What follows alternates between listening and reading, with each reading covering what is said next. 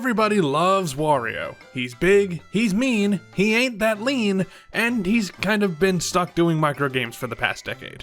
But there was a time before WarioWare overtook his entire character that Nintendo let him venture out onto his own platforming adventures. Most notably Wario Land, which was not only a wacky series that was far more about brute force than a Mario game would be, but also cemented Wario as a handheld star first and foremost, barring his appearances in Mario spin-off series. Then, of course, WarioWare launched in 2003 and steadily became his entire identity. Which is great, I love those games, but it meant that Wario's more traditional adventures tended to get overlooked and have now become hidden gems. And you know Wario's all about finding hidden gems, so I guess it's appropriate. You've got titles like Wario World and Wario Land Shake It that are beloved and were moderate commercial successes, but didn't reach the same heights of the burgeoning WarioWare games and tend to be forgotten. But even those are remembered more than Wario Master of the Skies, released in 2007 for the Nintendo DS. This handheld adventure came courtesy of Suzak, probably most famous for developing the F-Zero GBA games before they went bankrupt in 2012. And if we're talking about Wario games that fly under the radar, this one has to fly the farthest underneath. Sometimes that happens for a reason, so let's see if this is a master or disaster of disguise.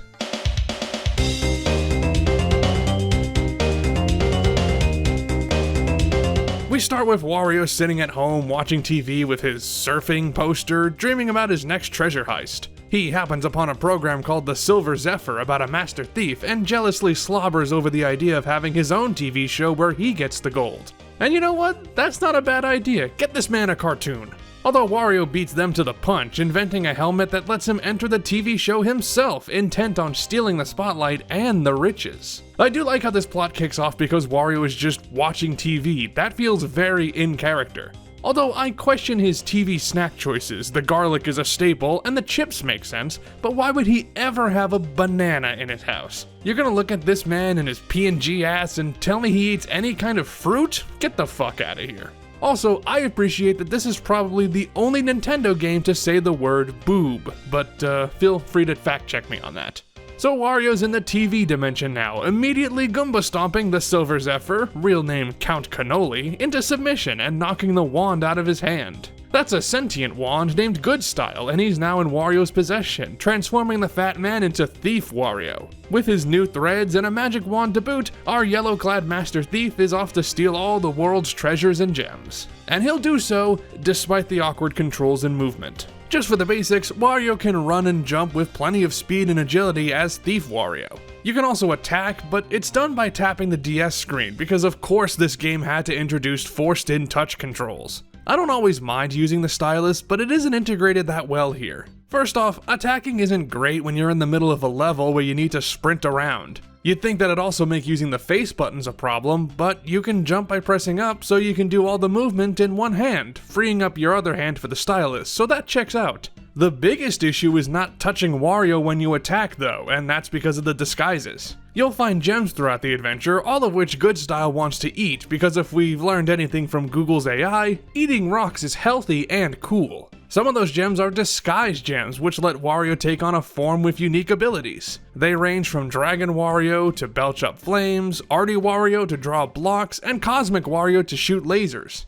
That's a Wario Land tradition that carries over well enough, but how do you don those disguises? You draw designs on Wario, of course. And while drawing shapes is forgiving enough, this just doesn't feel well alongside the other mechanics. You're never in danger for very long, but that's indicative of another problem. This game is very sluggish. And you can make a game with weighty controls and gameplay that is enjoyable. Look at Wario Land 4, Wario feels appropriately heavy, but he is also a speedy little boy. You don't inspire Pizza Tower for nothing. But this game, it's just heavy, much like the man himself. I know it's hard to judge how a game feels by looking at footage, so if you need a comparison, Wario Land 4 feels like this, while Master of Disguise feels like this. Stinky mechanics aside, Wario himself is damn confident that he's the best thief in the world, donning the nickname Purple Wind because fart joke. His main rival in this quest is Count Cannoli, who's far more of a traditional gentleman thief. And in this series, if you act proper and distinguished, you will get your ass handed to you by Wario, especially when your boss fights are this unimpressive. As I mentioned, the start and stop gameplay means that boss fights have to be slow and plodding, and especially in the beginning, that is undeniably true of old Cannoli. And it's not like these boss fights are puzzling either. Good Style tells you which disguise to wear at every step of the battle, so there is no need to figure out the solution because it is literally spelled out for you. Also, Cannoli is kind of a Mario ripoff? Which normally wouldn't raise that much of an eyebrow as he is evidently an Italian man, but as this is tied to the Mario series, it's funny that this guy just follows in the plumber's footsteps. Not sure if that was an intentional reference or if Nintendo just believes that every Italian man says Mamma Mia. He's not the only threat that Wario butts up against though. There's a third thief named Carpaccio, a cool guy with cool glasses who's also the head of a security company and also incredibly boring. All three are hunting for one artifact in particular, the Wish Stone, an ancient tablet that can, as you'd imagine, grant the wielder's wish. And you can bet Wario wants his grubby hands on it so he can wish for treasure, because of course he would rather find a shortcut than do the work himself. But considering how you get treasure in the game, I can't blame him. You can find bags of coins around the world that get you a couple of bucks, but to get a really good payout, you need to find chests and get them open. You do so by, what else? Playing a minigame. Just imagine Professor Layton if it was, not good. It's bad enough that they interrupt your mission to throw a simple little activity your way, but the games you play are far from engaging. Coloring in the drawing, tracing the line, matching the items to their container, drawing a path to the right corridor, connecting the dots, much less the challenges of a master thief and more the challenges of a kid's activity book.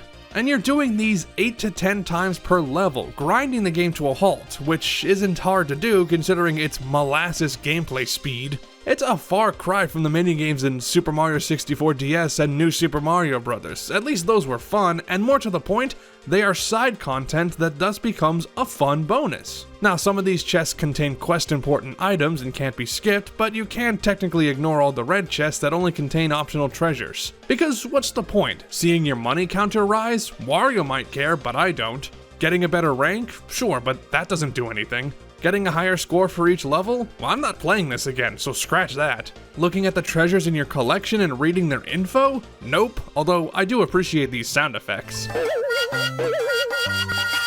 But at least the levels are fun, right? Wrong. It starts out fine, but some of the levels in this game are just terrible. Knowing where to go usually isn't a problem thanks to the map that highlights important areas for you, and yeah, check out that map. If other Wario platformers were Metroidvania-esque, this one flat out confirms it. It's knowing what to do in these levels that's the problem. Master of the Skies kinda sucks about communicating what you're supposed to do beyond go to this area, you'll find something there, and as far as actually solving the puzzles to move forward, way too cryptic. There is some clever stuff initially, like the museum that uses exhibits as the answers to riddles that block gates. They are randomly pulled from a shared pool each time though, which means you can get the same answer multiple times, which I have to imagine decreases security tenfold. At least on my playthrough, this museum loved using soap as their password. I got that one 3 times. Maybe the museum staff are trying to tell Wario something. Also, I gotta mention that this museum's name is the Smithsonian, which I'm sure some smartass kid has called the real Smithsonian Institute before, so that is indicative of this game's humor. Childish. I love Wario when he's allowed to express himself just through grunts and animation, or when he's just rambling on in a WarioWare cutscene or game manuals. Like, I love this breakdown of his body structure in the Wario World booklet. This is great. Apologies for showing you Wario's bladder. When he's given actual dialogue, pretty exhausting. Especially when the jokes are as drawn out and obvious as this. Maybe this is the translation, but the story gets old quickly. But I've got a theory about this narrative. Remember, Wario isn't wandering around in his home dimension. He transported himself into the TV program, but the game specifically mentions that the Wish Stone at one point belonged to an Egyptian pharaoh, and hey, we've got an Egypt too. It's right there. So this poses an interesting question. Is our world just a TV program watched by Wario? Is Wario watching us right now? Can he see what we're doing, and is he pleased? Probably not with me if I'm shit-talking this, so in the effort of appeasing our garlic god, let me quickly say that Wario Master of Disguise is the best video game ever made and it deserves 20 sequels. I'm sorry, I got distracted there. We were talking about the level design. These later stages are absolutely ridiculous, making you feel so unconfident that you've found the right solution. You know, stuff like leaps of faith or putting your target off screen. The awkward platforming doesn't help, but there are multiple instances where the correct path forward, or at least the only way I found to progress, feels like sequence breaking. Sometimes you have to build blocks to be able to get to a crawlable gap in the wall, and those are usually flush with the tallest block. That makes sense. What doesn't make sense is this wall here, as your blocks will either be too low or too high. So what do? Make your tower too tall, then run at the wall to catch it as the block falls down. This is the only time I had to do this, which means either I skipped over something, I'm stupid, or this part is stupid. Probably all three, actually. Here's another example. Dragon Wario is so heavy that he falls through thin platforms automatically. It's used to solid enough effect in other levels for either creating additional routes or hazardous floors to avoid. That's all well and good. But in level 9, there's this thin platform that leads to a room below you with another thin platform, and you need to change your disguise in the brief time it takes for Wario to fall so you can move on. And if disguises were on a button, that'd be no problem. But not only do you have to draw the right pattern, you have to draw it on Wario. You can't use the rest of the screen, which is very hard to do when he's, falling. I'm sure the designers thought they were being smart, but with the gameplay and controls being as awkward as they are, whatever satisfaction I might have gotten from figuring it out was replaced with an overwhelming sense of frustration. Not even relief, at least not until the end, because I knew there was still more game to get through. And no, the story didn't make it any better. For the most part, you're racing around from location to location, gathering pieces of the Wish Stone and getting one up on both Cannoli and Carpaccio. There isn't any conflict escalation beyond the thieves getting more and more annoyed that Wario keeps one-upping them, so it's not really that exciting no matter where the story goes. I'll at least give credit to the areas you visit being nice and distinct from each other, a cruise ship that is oddly unpopulated, a museum with a giant talking sphinx, an icy cavern, which is one of my favorites thanks to the dense yet expansive layout, a pyramid level with confusing navigation because, pyramid level, an ancient garden with a waterfall, etc. But as you get more and more pieces of the Wish Stone, you get the idea that there's more to this artifact than initially explained, and that it might hold the key to something sinister. And I do mean you get the idea because evidently Good Style and Wario have no clue about it. In fiction, if the characters read something that seems positive but has missing words, you immediately know that the full thing is actually something very bad, but evidently these two dunderheads aren't genre savvy enough. Eventually, Wario makes it to a volcano and meets a little girl who immediately showers Wario with praise, so right away, you clock something is wrong. Her name is Tiara Misue, and through her doublespeak, you figure out that your next step is to jump into the lava and navigate your way through.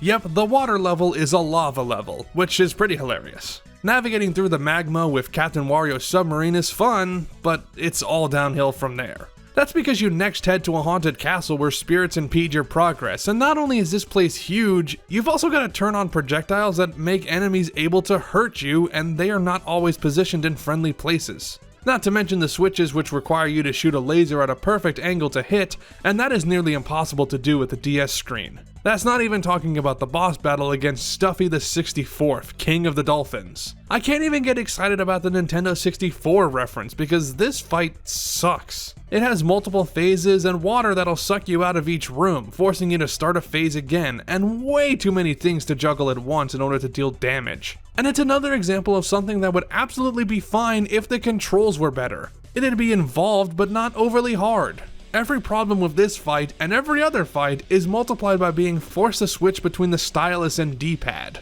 Anyway, you beat up the dolphin, make it through this electrical station, and race against Carpaccio, which has the same problems but adds a time limit to make it even more aggravating. It doesn't take that long to finish, but again, you are hampered by the game tripping over itself at every turn. The final stage in the floating gardens is the worst stage by far when it comes to navigation, but I've honestly exhausted all of my thoughts about this game. Let's just get to the big reveal. Uh-oh, Tiara Misue is the villain, as she's actually a demon named Terror Misue. Not a fan of these puns, I gotta say. She was sealed in the Wish Stone and could only be freed by assembling it back together, which we've been doing all along. Shock and awe, yada yada, you saw this coming. Whatever, final boss time, and I gotta be honest, at this point, my brain was fried and I barely absorbed anything I was doing. All I know is, girl gone, Wario victorious, and it turns out that Goodstyle is secretly a wizard and Count Cannoli's ancestor who concocted this whole plan, including turning himself into a wand to seal Tiramisu away forever. I would call this out for being dumb, but I'm not really about that kind of thing, and even if I was, I just don't care enough to complain.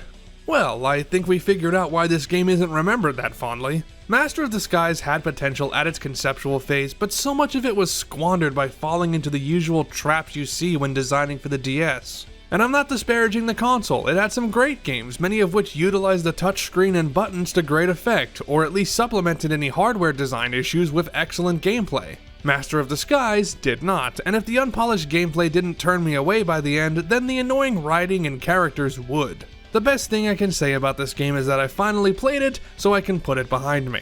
Some games do really deserve to be forgotten, and while the big man Wario continues to be a favorite in Nintendo's character repertoire, not everything he's done is a home run. So to the big Wario in the sky, watching all of us from the comfort of his purple couch and judging our every move, I say, please stop doing WarioWare for a bit and make another platformer again, please? Thanks for watching this video. It was about Wario Master of Disguise, if you weren't paying attention. I've done some other videos too, watch them if you want.